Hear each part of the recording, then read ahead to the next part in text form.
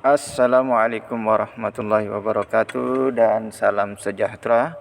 Okey, setelah tuan-tuan dan puan-puan selesai mendaftar ataupun register di Star Asia, okey, apakah langkah seterusnya? Okey, langkah seterusnya bagi yang sudah ada akaun Shopee, maka dia tidak perlu register Shopee, dan bagi yang sudah belum ada, dia kena pergi register dulu di Shopee. Dia kena sign up, register dalam Shopee. Okey, setelah itu bagi yang ada akaun Shopee ataupun setelah register Shopee, okey, pastikan Shopee anda, akaun Shopee anda itu terregister menggunakan email. Menggunakan email. Selalunya kalau yang guna nombor telefon dengan login melalui Facebook ini selalu bermasalah. Okey, saya nasihati sebaiknya gunakan email kemudian password. Begitu. Jadi pastikan Shopee anda terregister dengan email dan juga password. Jangan gunakan nombor telefon ataupun link dengan Facebook. Okey. Okey, seterusnya setelah itu semua selesai, kita pergi ke Shopee Seller Center. Shopee Seller Center ni adalah ruangan bagi pusat bagi untuk para peniaga di Shopee. Jadi pergi Google, lepas tu type Shopee Seller Center Malaysia. Okey, nampak ni? Shopee Seller Center. Okey, kita masuk dalam Shopee Seller Center.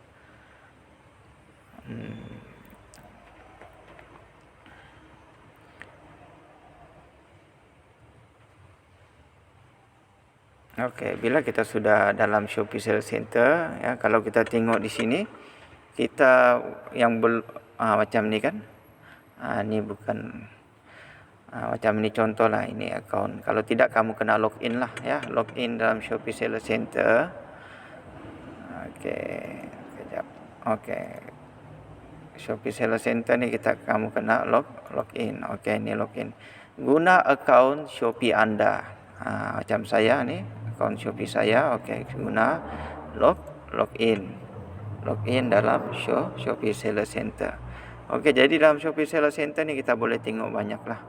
Ya, kalau kita mau tengok income berapa, jualan berapa, order berapa, pelawat berapa, ni semua ada. Tapi yang pertama kita perlu setting dalam Shopee Seller Center, iaitu yang pertama sekali kita kena pergi bahagian atas ni. Kita kena tengok shipping setting. Shipping setting ni sebelah kiri ni. Okey, pergi kepada shipping setting. Okey, selepas sampai di shipping setting, apa yang kita perlu buat? Okey, kita akan tengok shipping setting, shipping channel, Shopee, supported logistik. Okey. Yang kita perlu bagi tumpuan adalah pada sini. Others is Malaysia and Others West Malaysia. Kita perlu onkan sahaja. Onkan dia biar dia warna hijau. Biar warna hijau. Ini saja yang kita perlu onkan. Yang lain ini biarkan dia mati. Matikan sahaja, offkan sahaja. Kalau kita tengok yang lain ni ada on, selain daripada dua ini kita offkan. Ya, kita offkan. Sebab penting setting ini supaya dapat auto deduct ataupun dapat dikesan oleh daripada web company. Okey, jadi ini dua perkara kena on. Okey, ada juga di dalam dia ni, kalau kita tengok kan, tapi yang saya mau kamu on hanya enable this channel saja. Yang set as preferred shipping option ni biarkan dia off. Biarkan dia off. Okey, begitu juga pada East Malaysia sama juga. Enable this channel saja yang kamu on kan. Set as preferred shipping option ni biarkan off. Okey, ini yang pertama. Lepas tu yang kedua, selepas selesai ini kita pergi bahagian bawah. Ya, kalau tadi dia di atas shipping setting, kita pergi bahagian my address. Okey, my address ni kita klik my address. Okey, settingnya my address. Lepas tu kita add new address. Okey, di atas ini ada add new address. Okey, bila kita add new address, dia akan keluar.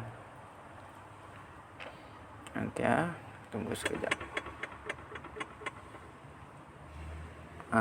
Dia akan keluar macam ni. Kita add new address sini, full name. Address yang kita set ini adalah address company. Kalau mau tahu address company apa dia, ada di dalam e-book. Sila rujuk e-book anda. Lepas tu kita klik 3 ni, set as default, set as pickup address and return address. Jadi tolong saya set up begini. 3 ni biar dia macam ni. Okey, full name, phone number ada semua di dalam e-book yang saya berikan. Kemudian dia akan jadi macam ni. Macam ni. Selepas save dia akan jadi seperti ini. Dia ada default, pickup address dan return address. Cuma bagi kita apabila kita sebagai pembeli pula nanti di Shopee kita beli barang, kita pastikan address yang kita gunakan itu bukan address company ketika kita membuat pembelian. Takut nanti dia hantar ke Subang Jaya. Tengok ni Subang Jaya. Jadi pastikan anda tukar ketika membeli di Shopee.